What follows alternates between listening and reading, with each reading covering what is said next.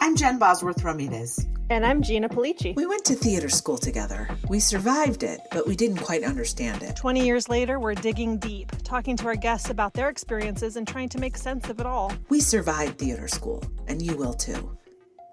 Are we famous yet?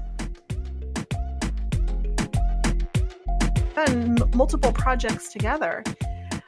For some reason, it just never hit me that we also had that same connections. I feel like it's because we never felt like, well, I'll speak for myself. I never felt like I fit in there. So right. if I don't feel like I fit in somewhere, I'm not going to be like, hey, so-and-so, but you're right. I mean, I think the resources and the people available to us are the same people that were available to them. You're so right.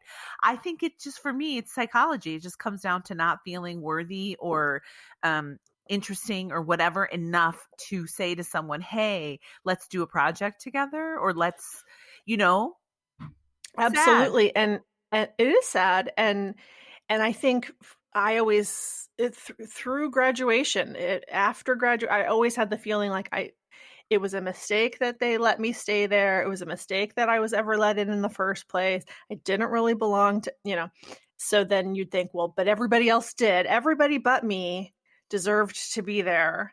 And so they all get to use their connections. Right.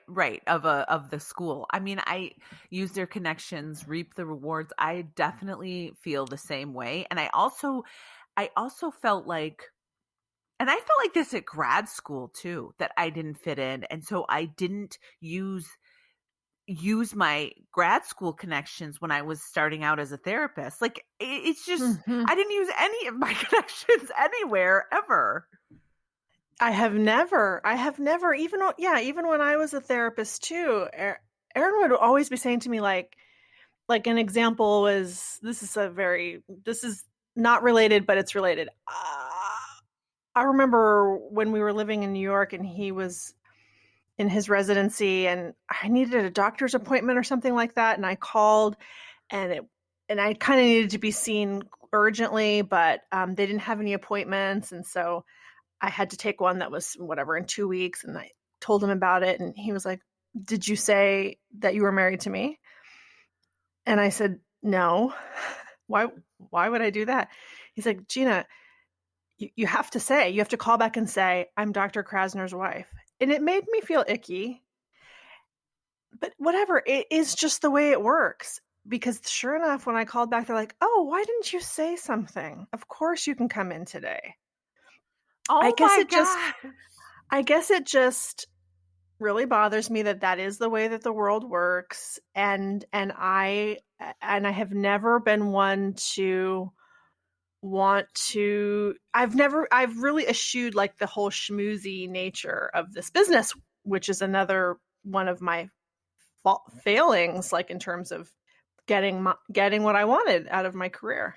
Oh, I mean, I think I totally can relate to that. And all I can say is like, I totally relate. And also we're given a chance, thank gosh, now to start over and to do it in a way that isn't smarmy, but is also, it comes back to confidence, right? It's a confidence game of like, get in there and swing your dick and own your shit. And so now I did something like, 2 weeks ago when I talked to somebody and I told you, it was through a friend, but I did say my ask is that you would, to the person, Good. I just said my ask is that you'd read my spec. And then if you, and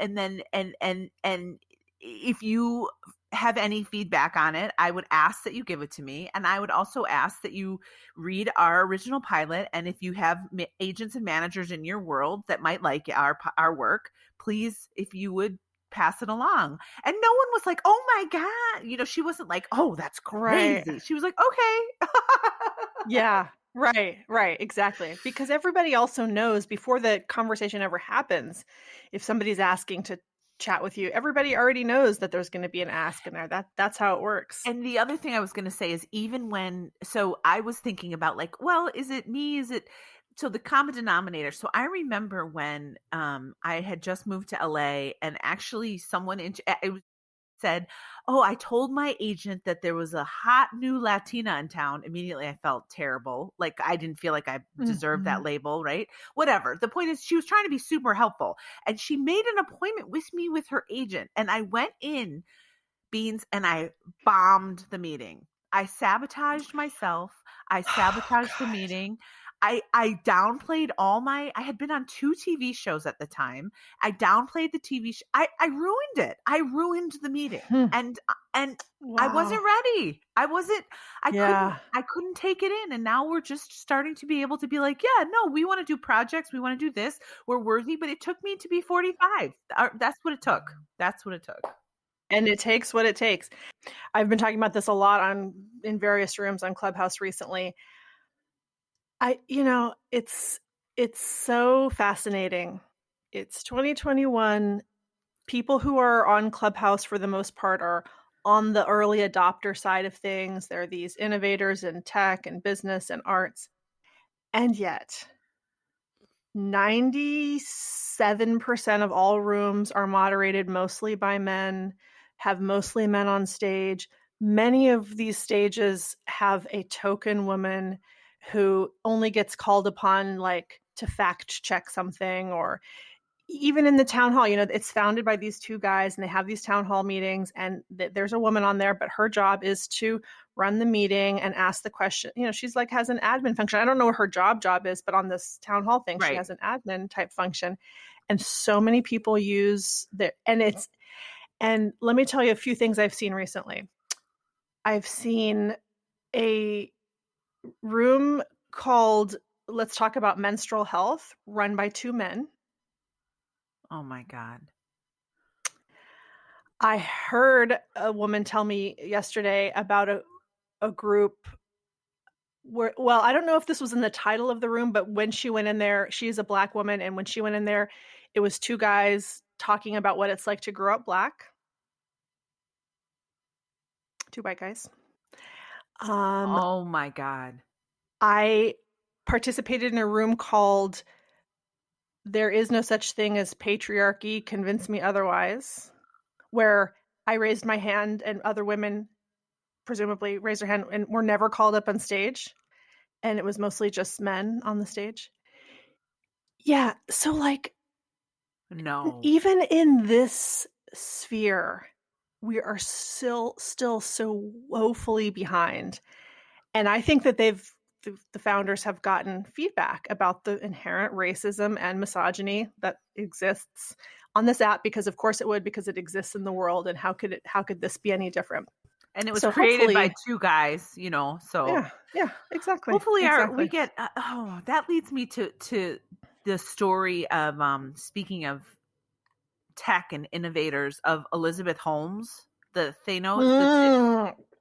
Yes, I'm love behind. That story. So I'm behind on that story. So Elizabeth Holmes is the Stanford dropout, right? For people, everyone probably knows this but me. But last night I watched a whole special on her, who started Theranos, right? Therapy and diagnosis, put together a blood testing machine and gonna just revolutionize lab testing. Well, she was a fraud, but she was fascinating. I mean, she changed her voice. Do you know this? That she adapted totally, like, this is how she sounds. She started talking. I mean, I'm fascinated by those things because of my therapist and true crime background. I mean, I get the fraudness, and it's again like Pablo Macaroni, whose name isn't Pablo Macaroni. We found out now. Forgive me, Pablo Macaroni. But like it's that mass delusion thing. But she was the woman who did it, and man, the black turtlenecks. I'm fascinated by her. Fascinated. I think that she's amazing. Did you watch the HBO documentary about her, or you watched like a 2020? I just watched a 2020 because I don't have HBO, but girl, I will. What are you talking about? You have a whole profile on my HBO Max. I've made a profile for you. I've given you my login information. Okay, I'm gonna watch. Yeah, it's what is?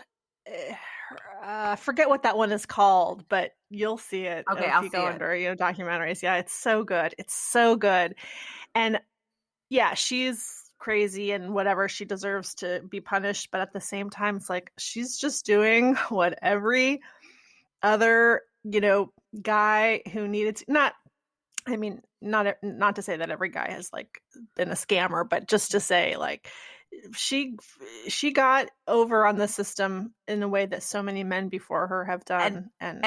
And the journalism, the telling of the story, of course, it's so skewed. They were like, and she was able to wrap Kissinger and Schultz and all her board members around her little finger because with those sparkling, penetrating blue eyes. I'm like, come on. Yeah. So gross. Yeah. No, she was smart, conniving, brilliant, and had some serious personality problems going on. And she used her.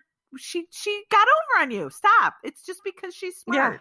It's not because she has pretty blue eyes. Exactly. Yeah. That I forget. I feel like that documentary might have like 4 or 5 parts to it, so you'll enjoy it. Yeah. Wait. So what got us started talking about that? Well, just confidence. Well, no, I was talking about tech, like how she was on the cutting edge of tech and Clubhouse and just Silicon Valley in general, and how gross and male dominated. And she just walked in and was like, "No, I'm here to take over." Yeah. Even there was a room that I went into called men. It was something like men need to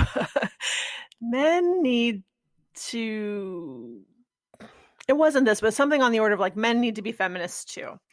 And when I went into the room, it was all men on stage, and I thought, well, that makes sense though, because they're talking about the role that men need to play. But there were so many women in the audience, and they weren't talking. They simply weren't talking. So here's my idea for an experiment. I want to figure out a way that I could have a room, and I don't know if I would want to say it in the title of the room or not, where the idea is men would be encouraged to come into the room and not speak. So part of why these things perpetuate is because it's just what everybody's used to, so everybody just keeps doing the same thing. So it takes like a radical paradigm shift in order for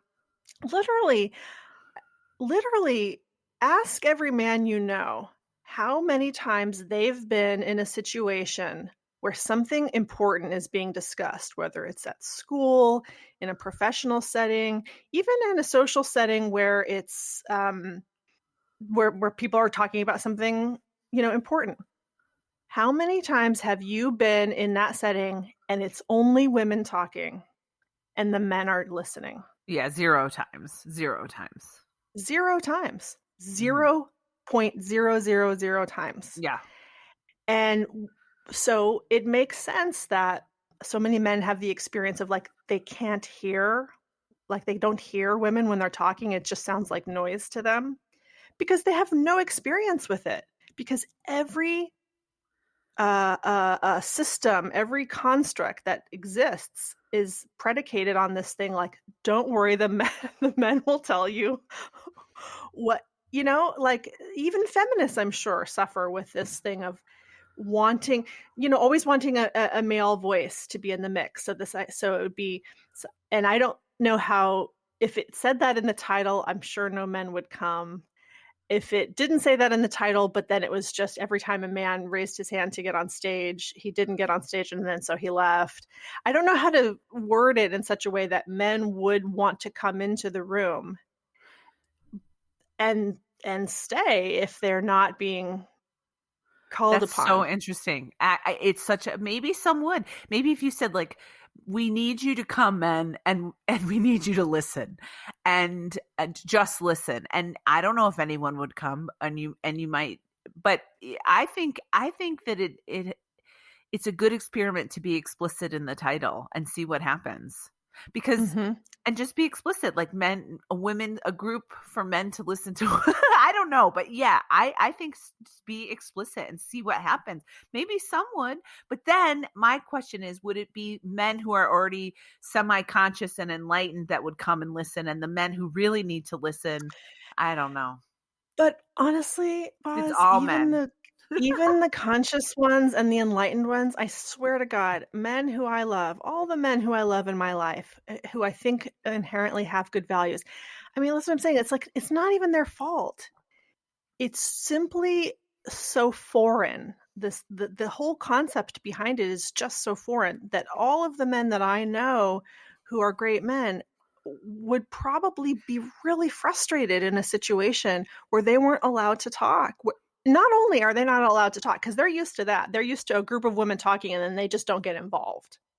But they have zero experience with a group of women are talking and they're listening and they can't or don't feel comfortable, or maybe they have if it's, maybe if you grew up in a household of women and you were the only boy, yeah, you got used to that. So those are probably the exceptions to the rule. But for the most part, men have not had that experience. No, and I think that even if they, like you said, even if they do have the experience, they maybe check out on purpose. So they're not really listening. Right. So that's right. That's not the point, right? To check out and go think about something else.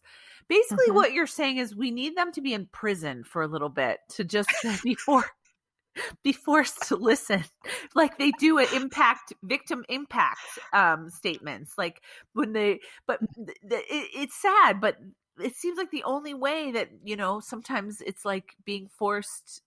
It's like mind training, like deprogramming. Deprogramming is what it is. But I mean, I don't know how to do that without breaking laws, really. But and in those by the way, in those victim impact things, 9 times out of 9, the guy's like, please, I can't take it anymore. This is torture. Right. It's like, oh yeah, torture. Yeah, that's exactly the point of it. Right. Hey, let me run this by you. Okay. I would like to try to eradicate or diminish comparisons in my life. So whether that's I'm comparing myself to somebody else who has something that I want or who doesn't, and I feel better than them or worse than them, that is completely unhelpful, even though I know it's humans and we all compare ourselves to each other. But I'm also talking about the kind of comparisons that we all end up doing, and it may ultimately be for a good cause. So this is what I want to run by you. I'm not sure if we need to get rid of this type of comparison. But what I hear a lot of people say when they're speaking their mind about something is something akin to, I know I haven't suffered like you, but I know what I have to deal with is nothing compared to what you have to deal with. I know it's not a great comparison because you had this and I have this. I think it's kind and it's nice to be deferential and respectful if you are talking about something that you feel like it's weird that you would be comparing these two things. But does it really serve anything? Well, no, because with the what it is, and it's very meta. So what it is even in the art of doing that, there is a subtle comparison that's obviously less than a power play. So by saying, I know I haven't suffered like you, what you're really saying is actually I have suffered, but I'm pretending. This is how I see it, but I'm pretending I haven't suffered. So it can be really kind, but I think a lot of times it serves to actually do more of a comparison and separate people from each other and breaks a connection that otherwise might be there if you just said, this is my experience and it's the truth for me, without having to even bring the other person into it. But that's very challenging. It's a very challenging. Yes. Why isn't it just implicit that if I'm just telling you about an experience I have, it is unique to me? Because it can't be anything other, just as your experience can only be unique to you. And if we're saying, like, how has this been coming up recently? It's been coming up in terms of you know, or let's see here. I want to tell you about it, but there's like a particular topic I don't think I should talk about on the podcast. It's well, I can think about it in terms of when I used to do group therapy, Mhm. at both as a facilitator and I've been in group therapy, you get it a lot. So whose trauma is more important and whose the underlying thing is. This is what I noticed. The underlying thing is people are basically saying, and I've done it too. And when I've done it, I've said, my trauma is not being paid attention to. It's very important to me. I feel, again, always comes down to, for me, I feel less than, I feel unheard, I feel disconnected, and I want to be special. And that is the root of most of my problems. But I think that if people say, right. Because if someone says to me, I mean, I know that I've only lost one parent, and I know they're trying, genuine people are trying to be nice. But if people are like, I've only lost one parent, you lost two, actually, it makes me feel worse because I'm like, oh, yeah, I've lost two. I must be Yeah, really fucked yeah, up. right. Like they're saying, like, I know I'm not, Fucked up I'm as not, you. I know I'm not as pitiful as you are. Yeah, and like also the circumstances under which people are usually having these conversations is as in an attempt to feel connected, right? Or to to make some meaning out of their terrible experiences. So you telling me that you haven't had, yeah, it only serves to make me feel other, which is at cross purposes with feeling connected and healing. It really is at cross purposes with healing. If you're talking about something like people comparing each other's trauma, people, and it comes up for me when I'm talking about something related to feminism or misogyny, and then I think, well, but I don't have the experience of a person of color who's a woman, so that's really Oh. the person who it ends up being like that's the only Oh. person who can really speak to this. That is such a great point. So that leads me to the point that is so good because that leads me to this reading that I was in that imploded. And I can speak Yes. about it because it was the truth. It's what happened. But I can speak from my point of view, which was I had to take a stand because I was sick of letting the person who I felt was being unnecessarily targeted. I had to be an ally to that person because that's what I committed to do. And so I didn't want to leave it to her, the black woman, to have to speak up against something that she felt was going on in this reading that was really, really hurtful and not helpful and troubling. But I said, why am I leaving it to that person? So I think when we're trying to leave it to someone, it's two different things. I do think it comes from a good place of saying, it can, of like, I'm not gonna speak for this person. But then I think what true allyship is saying, well, I'm not gonna speak for this person, but I'm gonna speak for myself about watching what's going Mhm. on and not feeling that it's okay. So I wrote a letter to the head of the company and said, this isn't okay. It doesn't matter that it's not happening to me. That's not an Right. excuse, but I'm Right. witnessing something that is not okay. And I think that serves to connect people rather than disconnect and say, well, I'm not going to speak for this person. I mean, Mhm. I wasn't speaking for her anyway, but what I was doing was speaking for myself as a witness and an ally to what I was witnessing. And I was like, no, not on my watch. That's where it comes down to, not on my watch. And I have to remember that because I think that, right, there's a fine line between speaking for someone and speaking on behalf of them, but for yourself. Mhm. It's really Mhm. tricky in It feminism is or really any tricky. racism or any of the isms. Yeah. So so they just canceled it It because became it was totally unsafe. It yeah. became it, and and it comes down to, and this is interesting because it's about theater and it can relate to the theater school and stuff like that, where when you take on a project, I feel like it's essential that if you are and someone brought this up, we had a debriefing and someone brought this up in the debriefing with the company minus the director. Um, it's essential that you do the research on who is helming what project and why. So you can't just Mm. direct something Well, you can, but as a company, you might want to say, like, who are we choosing to direct this piece of art that deals with racism, sexism, all the isms in the 1950s and in 2015. That's when it took place in two different time eras. And are we choosing someone to helm this that we really feel can do it in a way that is very safe and respectful? Not everybody is meant to direct everything, and not every actor is meant to be in every show. And so it was a huge learning for me, is that, like, in that, yeah, it's like, let's take care of who we're choosing to bestow power on, because inherently the director has power, right? And so it's like, is this person equipped internally to use that power in a way for the good of the play? And it takes some digging, and you can't just say, yeah, go ahead, do it. If you're a company, it blew up, and I think it was like people weren't equipped. And was this a mostly white theater company?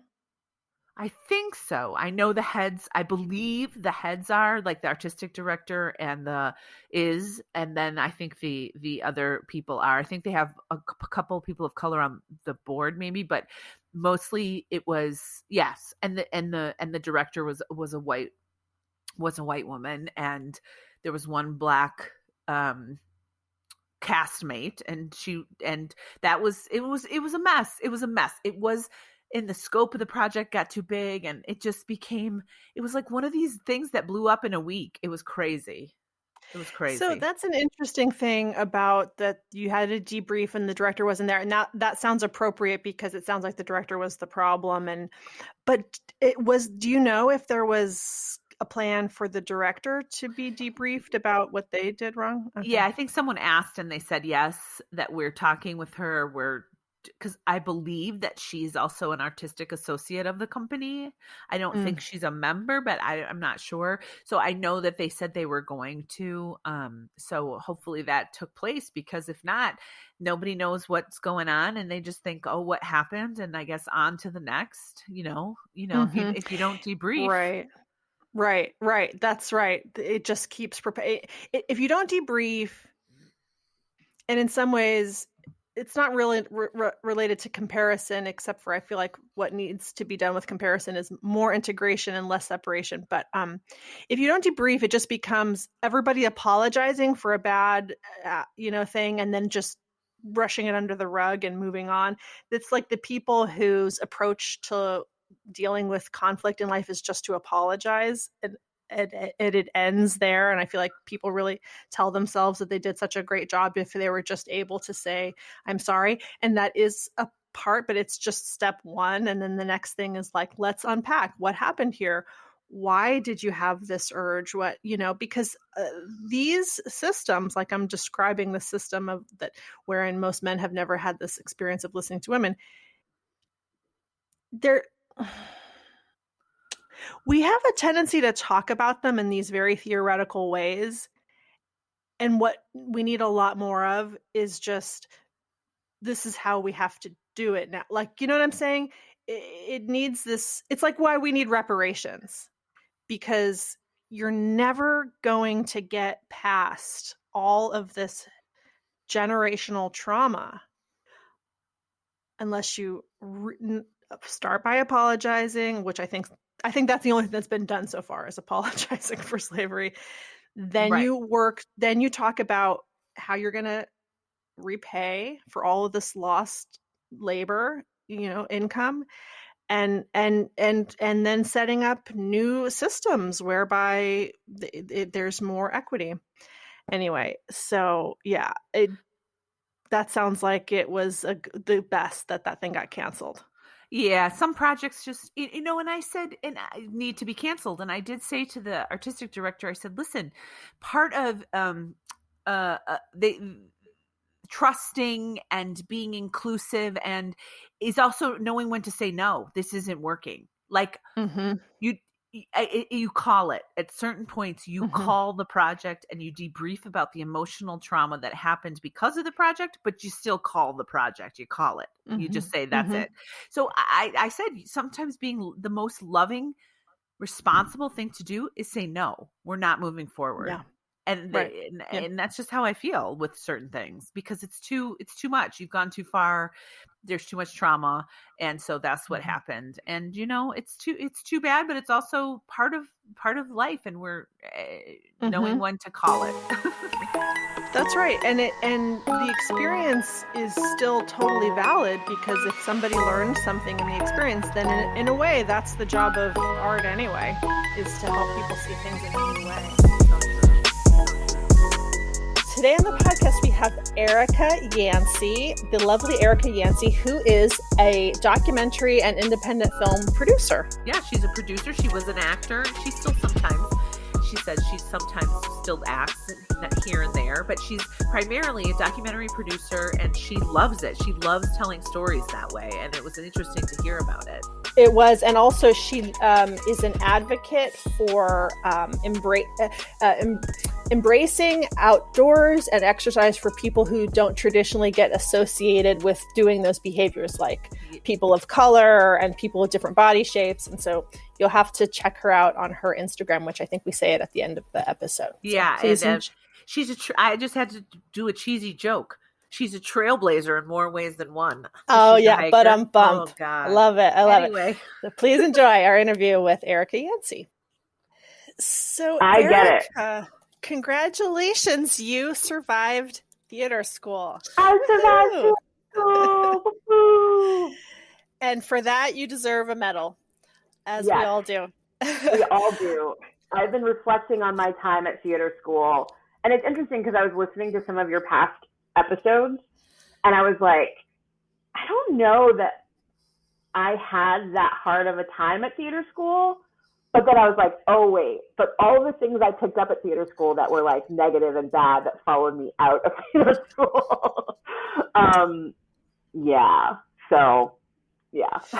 Well, does that mean that you, at the time that you were experiencing it, you didn't find it to be negative, and so that would just been kind of your story about it? Yeah. So, I mean, there's a couple of things when I think back about theater school that, yeah, first of all, I know I was like, oh, like not very nice. Like, I was doing well, like all the teachers liked me, and I thought I was such a hot shot. Like by third and fourth year, I was pretty like not, gosh, even in second year, because I was doing well. I think that was part of the problem, like part of the competition and part of the, like we would, like me and another person who I was friends with at the time would sit in class when cut system was still happening. And we would be like, this is great for your podcast viewers, but we would be like, oh, she's doing scissors with her fingers. Scissor fingers showing like, oh, this person's getting cut. And like, what a bitch. Like, who am I, and like sort of, that started at theater school. That was not something that I was like before then. And then the other thing that sort of came up for me was when it got time for exit year, for exit classes, and everybody was printing out their resumes and putting their weights on their resumes, I became very fixated on my weight. And I lost a bunch of weight my senior year. And that was actually the beginning of my eating disorder, which I had, because, people would come up, I had teachers come up to me and be like, you look so great. And I wasn't getting cast in good roles before I lost weight. And then I got cast in better roles after I lost weight. And I was like, well, this just means, this is what I'm supposed to be doing. And they would be like, I had one teacher say, I'm so glad you lost weight because you were too heavy for your age. And I was like, who says that to a 19-year-old? Like, what is going on with you? That's horrible. So, yeah, it was awful. And so I was like, okay, this is a good sign. This is the thing I should be doing. And that kind of negative body image, and I didn't have a super negative body image until theater school, and then shortly after. So yeah. So how did you deal with that after you left? I mean, you're calling it an eating disorder, so I'm guessing that means you've been in treatment for it, at least at some point. Yes, I was in therapy for a long time because I didn't really realize what was happening until I moved to LA, and then somebody was like, "You have an eating disorder," because I was a binge eater and a compulsive overexerciser. I used to exercise a lot, fourth year of school, and even when I moved out to LA, and someone was like, "You have an eating disorder," and I was like, "No, I don't," and it probably took me a good 5 years to finally be like, "Oh, okay, so that's what this is." And really dismantling it is a years long. Like, I'm still dismantling it. I'm how many years out of theater school, and I'm still like, okay, this is not a real thing. Like, I don't have to count calories every day. I don't have to do this every day. I'm not a bad person if I have a piece of cake. But like, that is the kind of thing that kind of ate away at me. And I was getting positive reinforcement at school, so it didn't seem like a bad thing at the time. It seemed really positive. By the way, so many eating disorders start with that, a person losing weight for whatever reason, and then everybody, like, just wrapping their arms around them practically, and just endless compliments. It took me a long time before I realized that it's not good to ever comment on somebody's weight loss or weight. Like, it's none of your business. And so shut the fuck up about it. Yeah. Because you have no idea what's going on with that person. I've gained weight recently, but it's recovery weight. Like, if somebody were to say to me, "Oh, you've put on some pounds," like, but I'm healthy now. Yeah. Like, I'm recovering. So that's a good point. Like, you just never know what someone's going through, and you really can't ever comment. It's literally none of anyone else's business. Yeah. And also the idea of putting our weights on our resume. I remember leaving the acting world and getting back into it, and casting director saying, "Don't put that on. That's stop. No one does that anymore. Stop. That's crazy." And I was like, "What? I just thought people did." And no, of course, I never told the truth about it. It wasn't like I was putting the right one on anyway. I'm like, what are they going to do? They're going to weigh you when you come into the casting office? Well, Erikka, I don't know if you've ever heard about this, but one of the things that we've learned in doing this podcast is that at Carnegie Mellon and other conservatories, there was weigh-ins. There were weigh-ins. Are you kidding me? No. I wish. That's I wish. heartbreaking. That's so. I've been thinking a lot about like conservatory education in general, and part of the reason why I was like trying to think back about theater school, and I was like, it wasn't that hard, but I think I was part of the problem. But also, I went to a film school for grad school that was a conservatory, and that was insane. And I think the problem is conservatory. Right. They feel like they have this license to pretty much say whatever they want to you, to try to get the best work out of you. And like, for some reason, abusive and being able to withstand abuse is some badge of honor. And it's completely unnecessary. There are incredible actors and creators who weren't abused during their education. And I think it's probably part of the conservatory world. When you say like that happens at Carnegie Mellon and other schools, like, I think that kind of cutthroat diehardness happens. That's a good everywhere. point. When anything is niche or, small in some way, it does seem to engender some type of an environment that leads to abuse. It's like cults. Certain situations. Cults are the same way. Like, we talk a lot about cults on this podcast, but it's true. It's kind of like a cult, a conservatory. And I feel so sad that that existed when we were so young, but clearly you survived and you're thriving. So I'm grateful for that. But man, that is did you feel competition, like a lot of competition in theater school? Were you really? I did. I remember second year, I don't know if I think somebody actually said this to me, and they were like, "Well, you're not going to get cut," because, my year, there were 100 of us in first year, which is too many.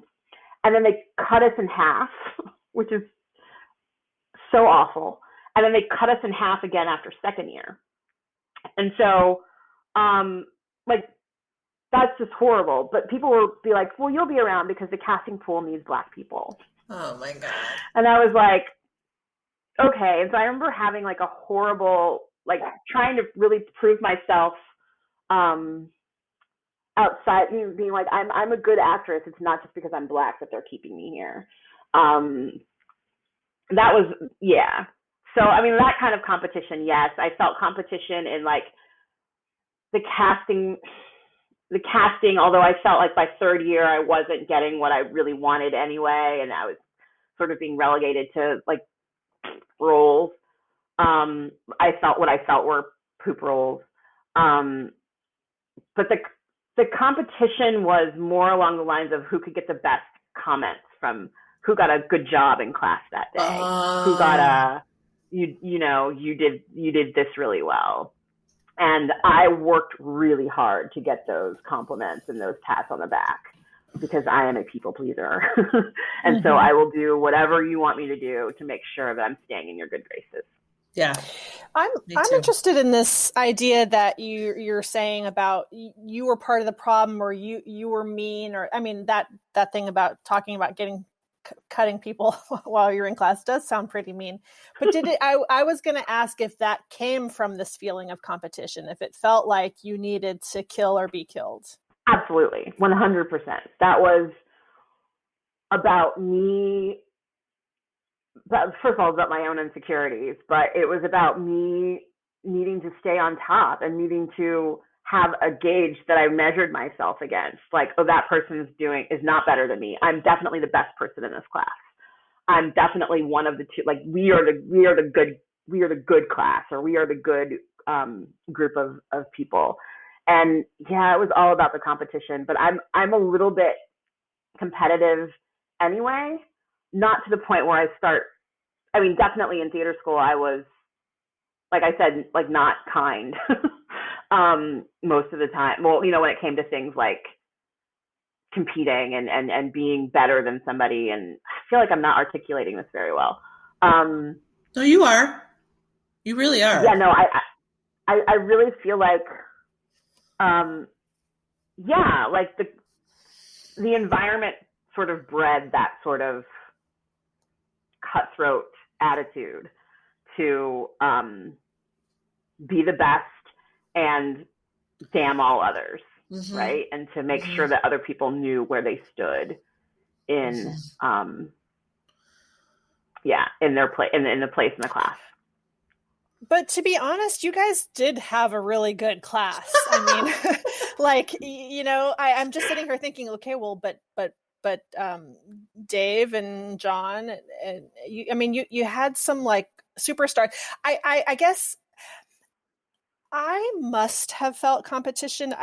It's not possible to not, but I even yet don't really register it in that way.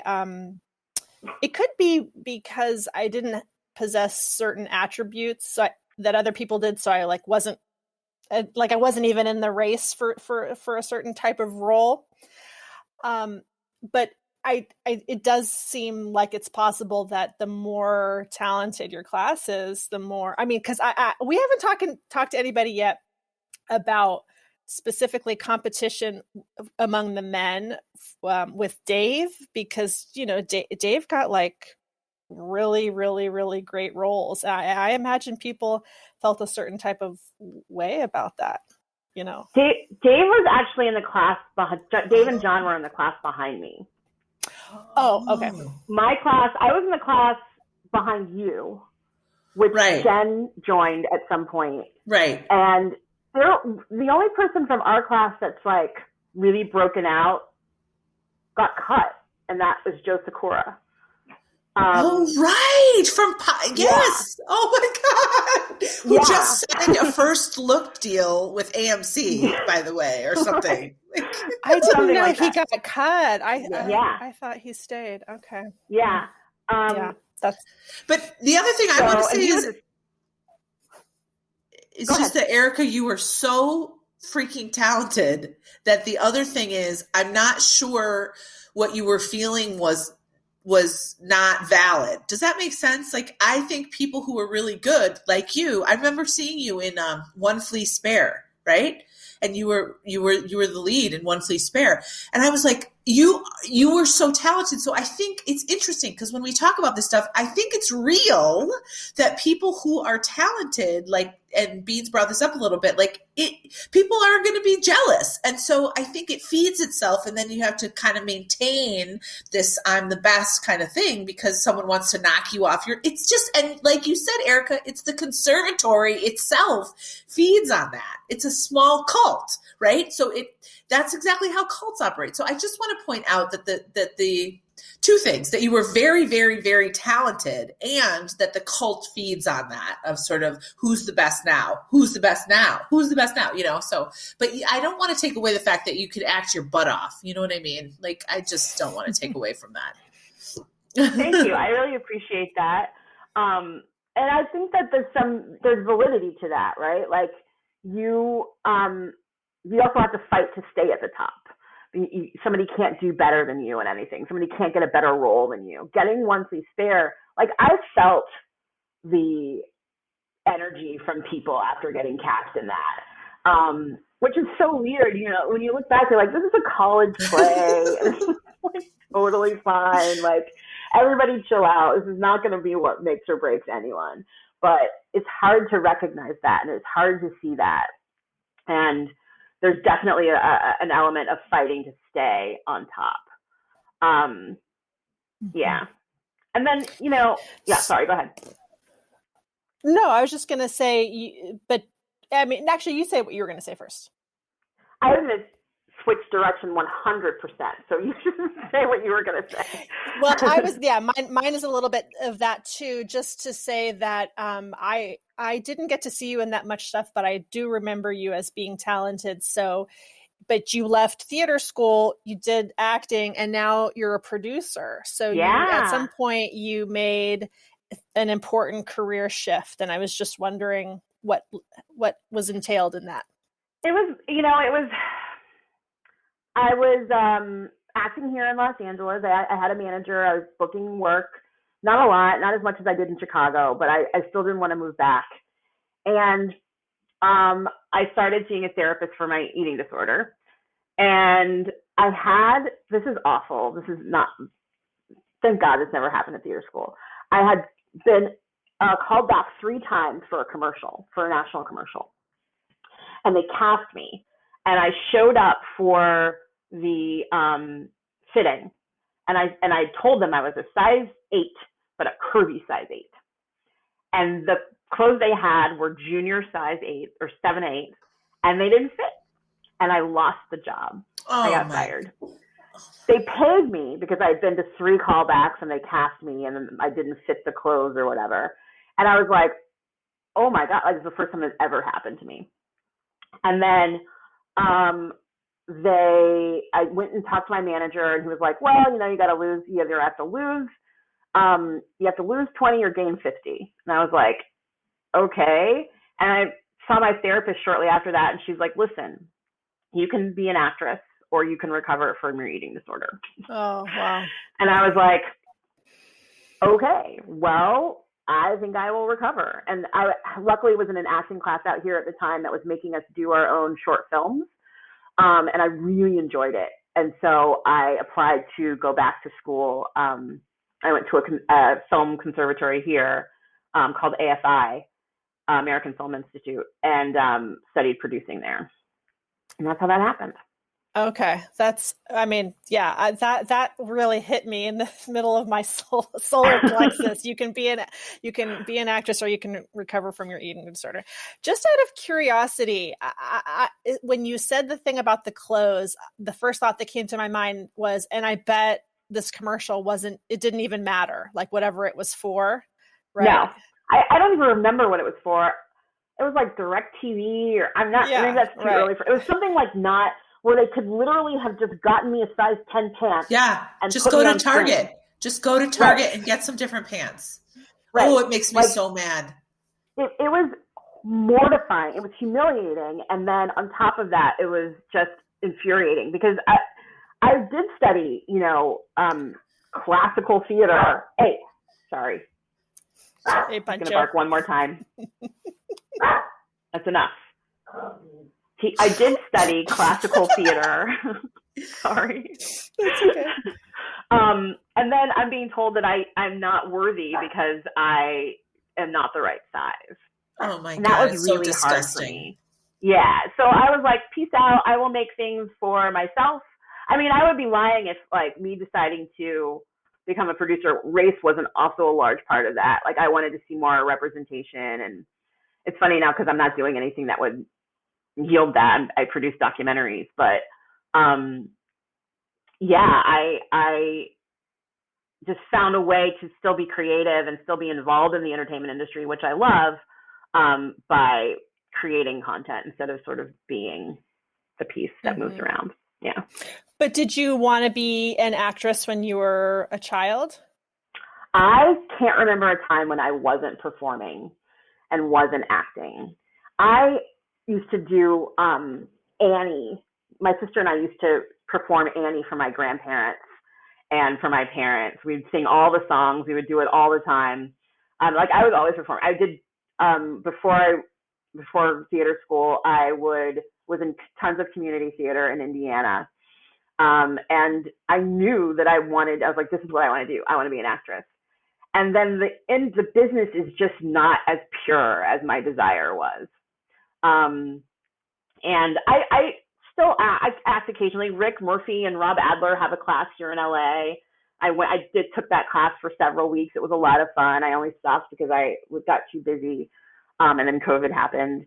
But I still love to perform. I still love acting. I love talking to you guys right now, which is like kind of performing. But it was just something for my own personal health and my own mental health that I had to take a step back for. Definitely. By the way, I just wrote down that quote, "The business wasn't as pure as my desire." Wow. We're getting some good really quotes today from Erikka. We're getting some deep quotes. You could be an actress or you can recover. And my desire was... Yeah, and that makes me think you're a writer too. I do write. I write. I haven't written in a long time, but I am a writer. And of course, writing is a large part of producing.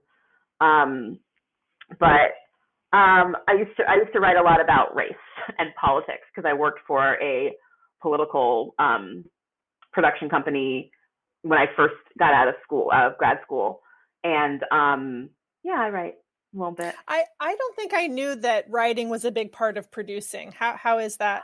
Well, it sort of depends. Okay, so it depends on what you're talking about as a producer. So for me as a documentary producer, finding story, pulling story together, maybe even writing voiceover, you're sort of composing the story. When you're producing like a feature narrative film, it's different because producers do like so many different things that it really depends on what kind of producer you are. So I'm a story producer. I'm a creative producer, more so than like a logistical producer, like figuring out where this goes and that goes. Although I do that too, which it's one of those catch-all terms. Producer is like sort of a catch-all term for a lot of things. Right. And how did you get involved? I mean, it sounds like you exclusively do documentaries now. How did that happen? Yeah. So I was after I got out of grad school, I was an assistant. I was a really bad assistant for a celebrity guy who was an actor and turned director. I was horrible, but he was also pretty horrible. And we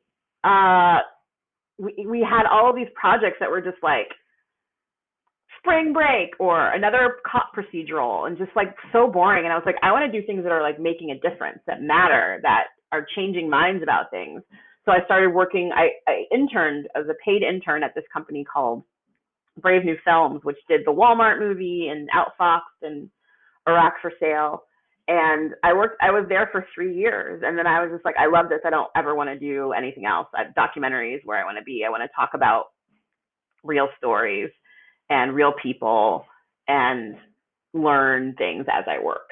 So that's how I got there. It's not very interesting. No, that is interesting. And I think it's, again, we talk a lot about how at the theater school, what would have maybe been helpful is if someone said, now you were appearing to thrive at the theater school. So but we do talk about saying like to kids, hey, have you ever thought about producing or writing or directing? I mean, like, why? Because you clearly had that in you too. And it's like, let's foster that. So it just would have been amazing maybe if they had said, oh my God, you have your shit together in terms of this and this and this, Erikka. Let's also turn you on to a producing situation instead of like, pitfalls of just trying to be a skinny actor. It's like, oy. But I'm glad you found it. I'm glad you found it when you did. How did you end up at AFI? Like, how did you say, okay, I'm going back to school? I ended up at AFI very similarly to how I ended up at DePaul. I was like, what's the best school in my area for me to go to? And then I on a whim, like I applied, and got in, which is how I applied for DePaul. I was like, I want to go to an acting school. And my parents were like, you can only go 3 hours away from us. And we live in Indianapolis. So I applied early decision to DePaul and got in, even though my guidance counselor told me I was not going to get in, that it was too hard. Wow. Wow, that's great. That's great guidance. And then I got in and was like, never talking to you again. Yes, right. Yeah.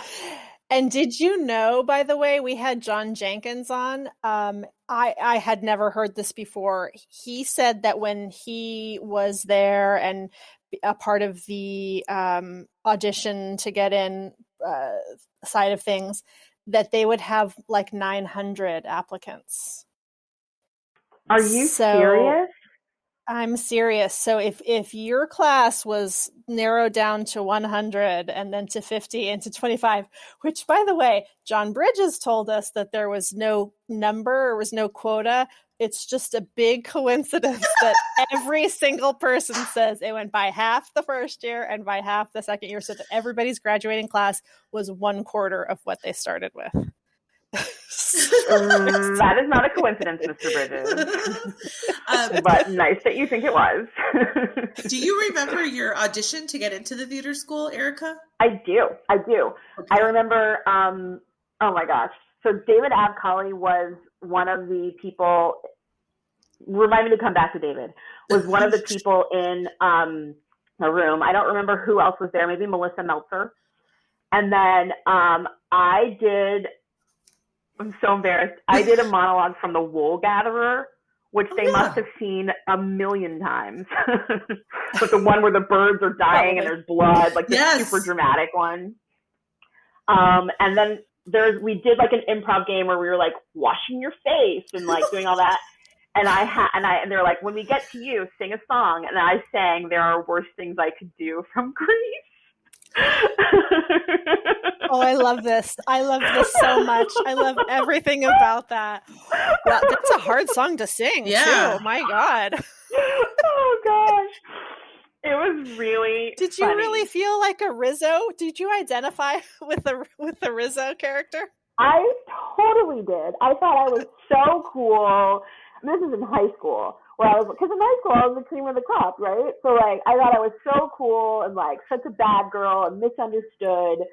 And, like, that has nothing to do with who I am. But at the time, it did. And so that's what I sang. And somehow I got in. So you said to remind you to go back to David. Yeah. So David was I know David is a divisive character. He was a really important part of my time at theater school. He was my first year teacher. He was, I found his outbursts funny, where other people found them very scary. There were some things that he did in class that I can't believe he did in class. I don't know if you're talking to like Paul Holmquist or anybody, but not yet, but we'd like to. Yeah, okay. So he tells this story better than I do, but there's this guy in our class David was trying to tell him who he was through some improv game and he wasn't picking it up. And he picks up an actual chair, I think. He's like, I got a chair and a fucking whip. Who are you, dude? Like, it was insane. Like, and then he would walk around with the stick in his hand and like hit the wall. And I just thought it was funny. Like, but of course that's terrifying. You can't do that to people. And I was thinking about him yesterday, and I was like, at the time, I was like thinking that he must have been in his like 60s, but there's he was he was definitely like in his 40s or something, right? And I was just like, he's such a funny, but he was very supportive of me, and he was very. I used to work for him. I worked in his office. I took Zach Helm's job, actually. Zach Helm had that job before me, and I took it. And we were very, we got along really well, but I know that he was a big problem for a lot of people at theater school. And I think I just schmoozed my way into escaping that, you know? Mm-hmm. Mm-hmm. I did the same. I had the same exact thing. Where like, I know he did rotten things, but I was for some reason, like I feel the same, like I'm a people pleaser, and I did whatever he said, you know, to get on his good side. And then he sort of fell in love with me, and then that was it. But like people did horrible things to students, and just because they were nice to me doesn't make it okay. Right. It's like, you know. So Erikka, we've never asked this question of anybody before, but one of the things that Boz and I talk about all the time is how we just didn't know ourselves at all. And in fact, that pattern continued long after we graduated.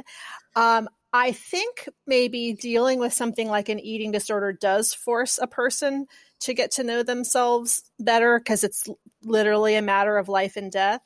But what was your experience of that while you were at the theater school? Did you feel you knew who you were? Not even a little bit. I was very fixated on trying to be what other people wanted me to be. I think the first time when I stood up for myself at theater school was, and can we use people's name? I'm going to use David Abcally's name, was when casting came around 4th year, Susan Lee had decided that I was like her star and really wanted to cast me as Tiger Lily, the hip hop dancing Tiger Lily in Peter Pan. And I couldn't dance. Like I couldn't dance. And she was like, listen, I really want to cast you as Tiger Lily. I auditioned for Wendy, and she wouldn't even consider Wendy. And she was like, listen, I really want to cast you as Tiger Lily, but you're going to have to take extra dance classes. Okay, but you could cast somebody who already can dance. Like, why are you making me do it? And we know why she wanted me to do it. The hip hop dance queen. I to this day still can't dance. And I remember just, you know, they have that big meeting where they're like decide who's going to be in what play or whatever. Casting meetings, Casting meeting, yeah. And I remember I was like, this is not me. I can't do this. This is not a character I can even pretend to be. And I called David and I was like, hey, Susan Lee wants to cast me as Tiger Lily and I don't want to do it. I can't do it. And it caused this whole kerfuffle in the casting meeting where she then called me and was like, what's going on? David said you don't want to be Tiger Lily. And I was like, I don't. And that was the first time I actually ever stood up for myself, probably as an adult. Mm-hmm. So it was at theater school, but just the fact that I got bullied into it that far along was just like, just me not knowing who I was and me not having feet on the ground and me not sort of recognizing what was good for me. And her being, and Susan Lee being a racist. I mean, that's also, I will say it out loud. I mean, right? That's part of this. And Susan Lee being a racist. Yes. With you. Susan Lee. And I put my hand to my forehead. My forehead. My forehead. You know, I guess I didn't have her as a teacher. It's only been in this podcast. I feel like everybody's been making this person up. I can't picture who Susan Lee is. Really? She was married to Stephen Gray, the combat guy. blonde, But Shakespearean. my combat guy. Patrice was married to Stephen Gray, right? No, Patrice is married to Nick. Nick Oh. Sandus. Sandus. And I had Nick as my teacher, so I think I didn't know either of those people in that couple. Okay. I mean, Susan was. Yeah, go ahead. She was a small redhead woman. You had to have her because she taught stage standard, right? You don't remember that? No, our class, for whatever reason, we had a different teacher. We had Ruth Rootberg. Yeah, see, we didn't have. Oh, yeah. Lucky you, because Susan was a treat. Now, she is somebody who really hyped up like favorites and competition and made things really. If she didn't like you, you knew she didn't like you. Right. And I believe that she called. Stephanie White was in my class. So Gina, it's interesting that you didn't have her. But anyway, she wanted to say African American once and she couldn't say it. She couldn't figure out, she got tripped up on her words. And instead of African American, then she went to Negro. And then she said Negroid. Oh my God. I swear she said Negroid. And I looked at her. Stephanie White and I looked at her. Oh my God. And said, what? And she said, I'm sorry. And I'm not saying, all I'm saying is that's what happened. That's what I'm saying. Oh, you can say it. I mean, I think that's what happened. And that's what we're contending with. So when I hear you say it was me, I do think being bullied there has to be a bully. Do you know what I mean? That's like true. For you to feel bullied. So I want to make it clear that you were a child, almost basically a child, right? Because you were what, 19? Okay. 19 or 20. Yeah. So yeah. Anyway, we gotta make sure we're doing that. So this is making me think of something. Jen Kober told us that she was told that her year was the first year they let in fat girls. And that that Betsy had to basically campaign for this. That they had whether it was spoken or unspoken, they had never admitted a woman who would be considered fat. And now I'm thinking that were there any other women of color in your class, Erikka? Yes, there was one. She got cut. Her name was Yvette Robinson. I think she was the only other one. And I remember at theater school, everybody would always call me like the name of the black girl who was in classes ahead of me. They would be like, Nambi. And I'm like, no, my name is Erikka. Things like that. There were two of us and there were men. I think I was the only one that didn't get cut after second year. There was a man, I forgot his name. And then in the year behind me, there were, Honey and Larry and Kevin. Yeah. And that might be it. Yeah. What I was getting at is I feel like it became a thing like, well, we can only have one per year or right? Because that was my recollection. That's how it ended up. I was the only, by the time we graduated, I was the only black woman in the casting. Well, no, Honey came in after, and I think Honey was the only black woman in her year. And, remember Aisha, Larry's, she got Aisha, cut. she was in Honey's year, but she got cut. Oh God. It's just so gross. I just can't even, it's just so, but I remember, I want to bring up one thing because you were, and I want to get your experience. So most people we've talked to about the showcase had a bummer of experience. Now you, if I recall, were like a superstar going to every meeting this is what I made up. So I'm willing to be totally wrong about this, but in my head, you like slayed it. Like you were going to Universal and Warner Brothers. Did I make that up or is that accurate? Yeah, that's accurate. I had 3 meetings. I had an agency meeting and 2 studio meetings, which, is great if I was going to move to LA like the next week, but I wasn't. And the thing that brought up was that people, I had a really good friend who we weren't so great friends after that, because she got like 1 meeting or didn't get any meetings. And she was very like the competition and our competitiveness turned on each other. Or mine didn't. I felt really bad that she didn't get me meeting. I remember my parents were really upset with me because they were like, you got all this great stuff in LA and you're sad because your friend didn't get anything. And I was like, I don't know. That's what theater school teaches us. That, but yeah, my showcase experience was really positive. I didn't move to LA, so it was kind of for naught. I wish that we had also, I know that they now go to New York also. I wish we had gone to New York because I feel like that would have actually been really beneficial for our class in general, because we are at a theater school. But yeah, it went well. And then I came back and got it. I had a couple of agents, and I know that there's been a lot of conversation about the audition teacher who, yes, I had a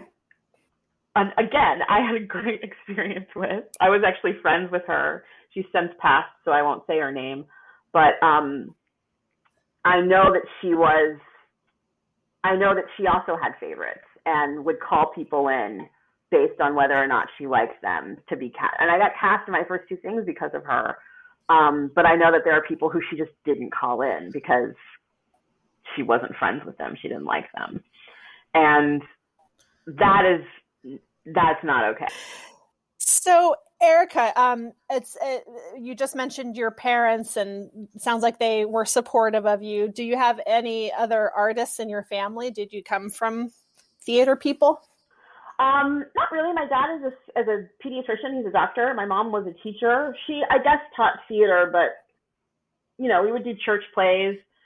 Nobody else is. My cousin is an opera singer in Germany, but wow. It's not like an artsy family.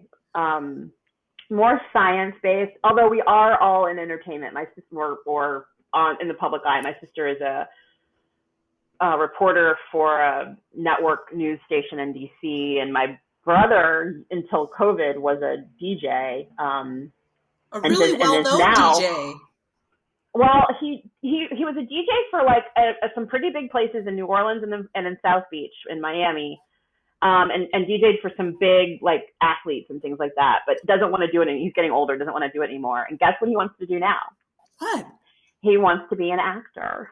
So he calls me all the time asking me like, hey, do you know have you heard of Meisner technique before? And I'm like, yes. Have you heard of Bolin? So and I'm like, yes. Yes, I have. So he'll be like, hey, how do you do this? How do you do this? It's very funny. And it's funny because I'm like, I stopped asking because the industry is just not great. But like this, I do remember this period that he's in of being in theater school and learning all these new things and feeling really confident about it, being really interested. And then it changes how you watch television and changes how you watch movies. And so I know where he is. I know what place he's in. But at the same time, I want to be like, don't do it. Yeah. Turn around, run away. So yeah, it's tough. It's a tough. Yeah, it's everybody always says like if you can do something else, you really should. And so that's so great that the thing that you found to do is fulfilling. It sounds like it's not really much in the way of performing, but that it's fulfilling in terms of storytelling to some degree. It's totally fulfilling in terms of storytelling. I love it. I feel like I'm good at it. And I'm freelance, so I get to work on 3 or 4 things every year. Nothing's ever the same. So, or 2 or 3 things every year. So nothing's ever the same. And I enjoy it. And the people I've met have been really great. And honestly, I think that part of what makes me good at my job is learning how to work with other people, learning the idea of ensemble and collaboration.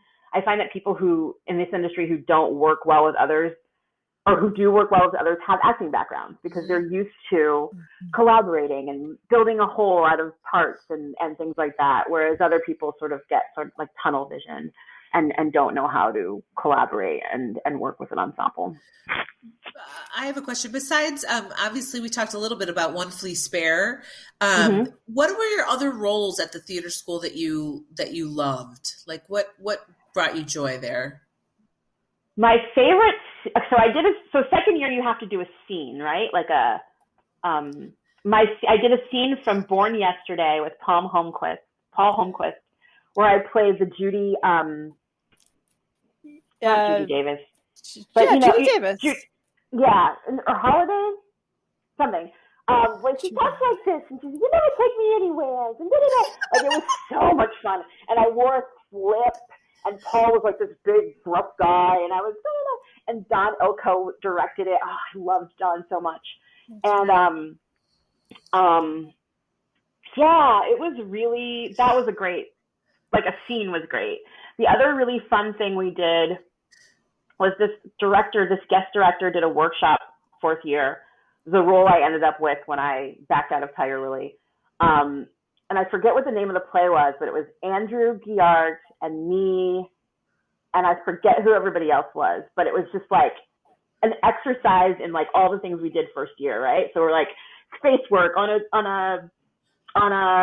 subway, and like little scenes that we were doing and making sounds, and it was just so much fun. Like I haven't had that much fun performing to that point. It was like a game every night. And then I think those were the most fun things. And then, obviously One Flea Spare was a lot of fun to do with small cast and really good people. But those are my favorites. Those were my highlights.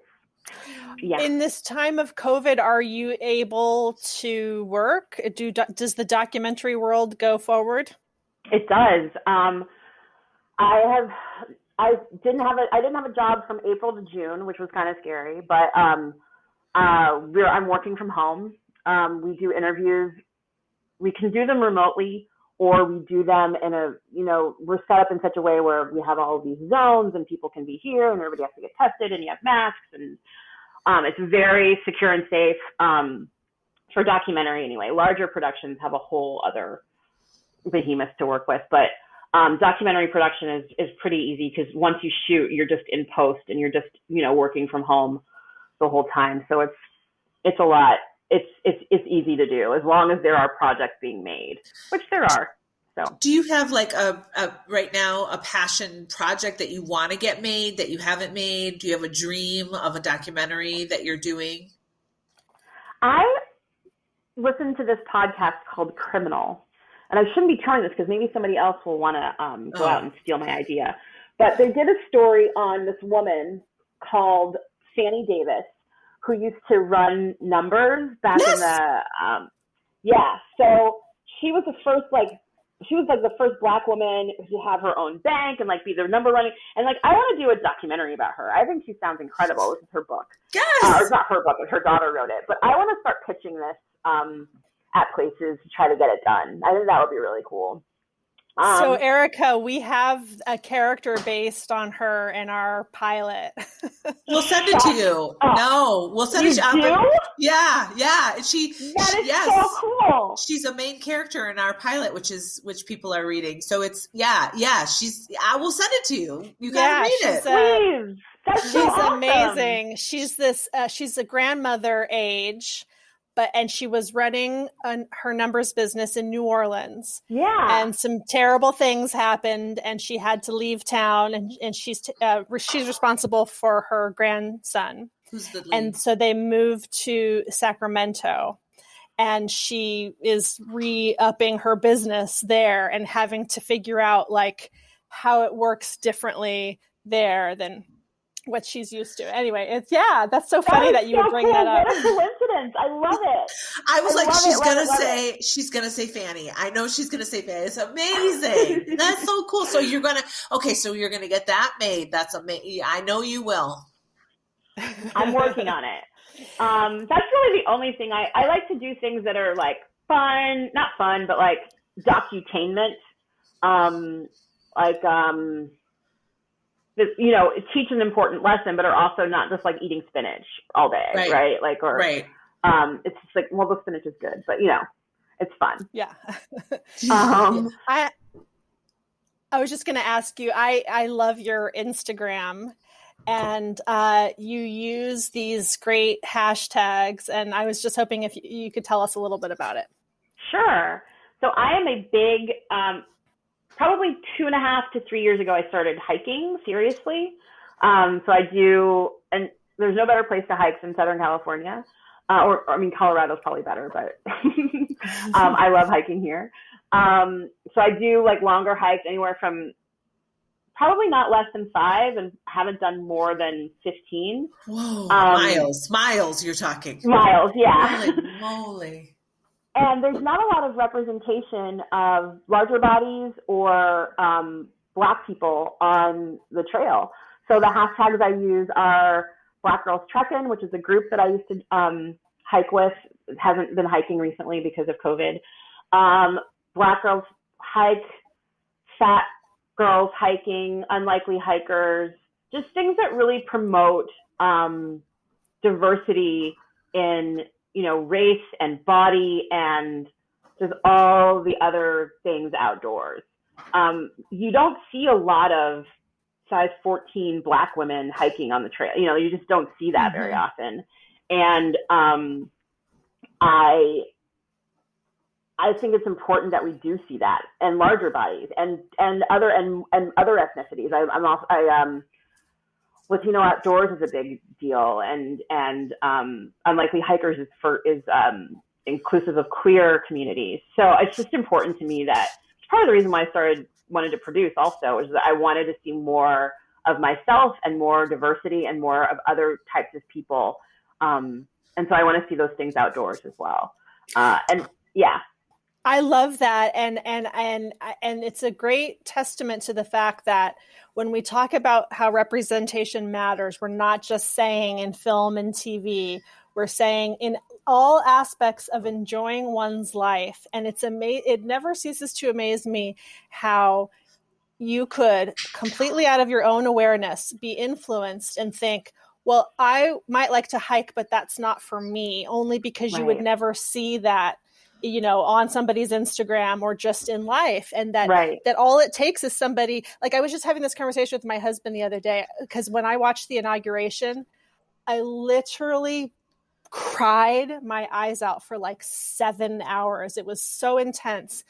And when my husband got home, he's like, whoa, what's going on? And I said, I did not plan to watch this. It's making me emotional just thinking about it. Mm-hmm. Because if you're, he as a white man takes it for granted that he just sees versions of himself in all aspects of life. And I said, it's not that there's no women in government, in high positions of government, but the fact that it took us this long to get a woman in the second highest position in the land is sad, but I'm happy we're finally getting there. And the moment when, was it Sonia Sotomayor or Elena Kagan? It was Elena Kagan. Was it? No, Sotomayor. It was her. Okay, so she's holding the Bible. And Kamala's, it was so intense. And I thought, because growing up, you hear about things that are happening in Congress and the Senate, and it's like, it's just a bunch of white guys. Right. And, not that I ever wanted to be in politics, but just the idea that I wouldn't have ever asked myself if I wanted to be in politics, because I would have never seen. Which really brings it also back to the theater school of like, look, we needed to say it just could have been so great to say, hey, Erikka, you're a badass actor, but also, please consider directing because you have an eye for XYZ. It just brings it back to like representation in conservatories as well, like representation in general, right? It's like, Jen, you could write, you could teach, you could, and I'm like, what? Yeah. How many directors of color did we have at theater school?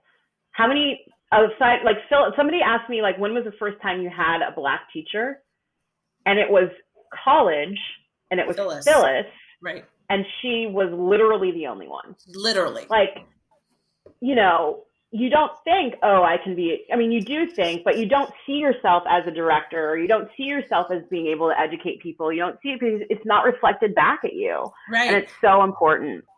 It's so important. And I hope they have more teachers Agreed. of color now at that school. They do. And I teach there occasionally. And cool. at fourth year BFAs, I started teaching there, and I'm going to teach there again. And it's changed a lot.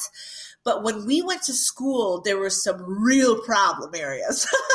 Real problem. We went to a school at a very specific time when everything was pretty rough in terms of what we're talking about. I remember sobbing in Phyllis's office. Phyllis was also very important to me at theater school because I wanted to be thin and not have big boobs and not look the way I looked. And she's the first, aside from my mother, she was the first person I had told that I didn't want to look the way that I looked. And she was like, don't you know that women are out there injecting their lips and making their boobs bigger and making their butts bigger to look like you? Don't you know that? And I was like, she probably said something else that was more important than that. But I was like, oh, so there were like moments that really sunk in and helped. But I shouldn't overlook the fact that being a Black student at theater school at the time was really hard. Because there weren't a lot of us. And then they wanted us all to be in the same show together and play the same kind of part. Hip hop Tiger Lilies. So. Right. Because everybody sees you as Black before they see you as an actor. So, right. So it's, and to think back to that time, and I'm sure people like the director of that show, were really just patting themselves on the back, like that they wanted to do whatever. It's that production of Peter Pan has come up many times. Has it? Oh yes. That doesn't surprise me because it was offensive.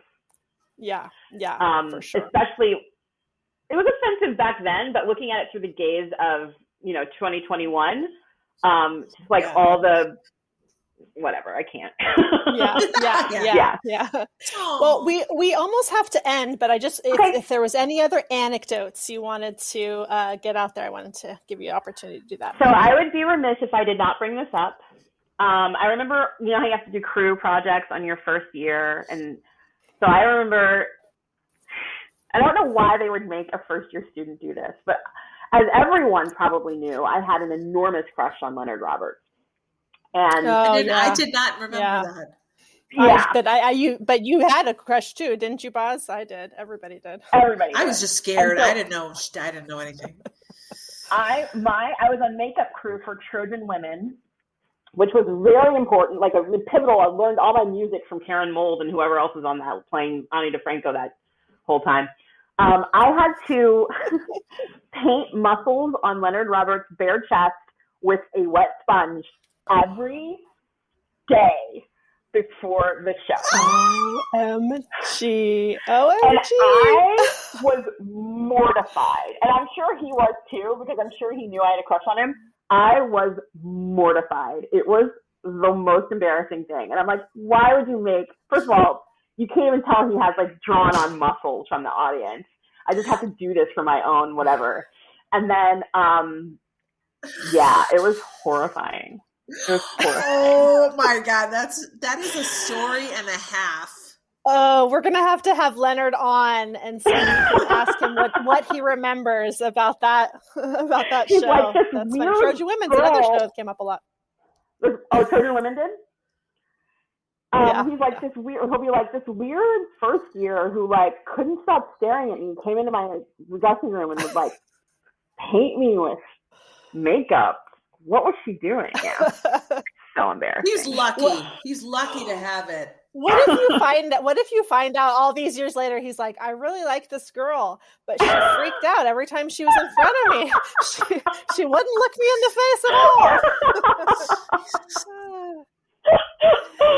Oh God, that'd be funny. Thank you so much, Erikka. This has been fantastic, and everybody should check you out on Instagram. What's your Instagram handle? It's Yancy Pants. So it's YANCYPANTZ. Yancy Pants. Yancy Pants. Got it. Yeah. So check me out on Instagram. Thank you so much, Erikka. Thank you, Erikka. I want to go Thanks, hiking. guys. This was a lot of fun. If you liked what you heard today, please give us a positive 5-star review and subscribe and tell your friends. I Survived Theater School is an Undeniable Inc. production. Jen Bosworth Ramirez and Gina Polici are the co-hosts. This episode was produced, edited, and sound mixed by Gina Polici. For more information about this podcast or other goings-on of Undeniable Inc., please visit our website at undeniablewriters.com. You can also follow us on Facebook, Instagram, and Twitter. Thank you.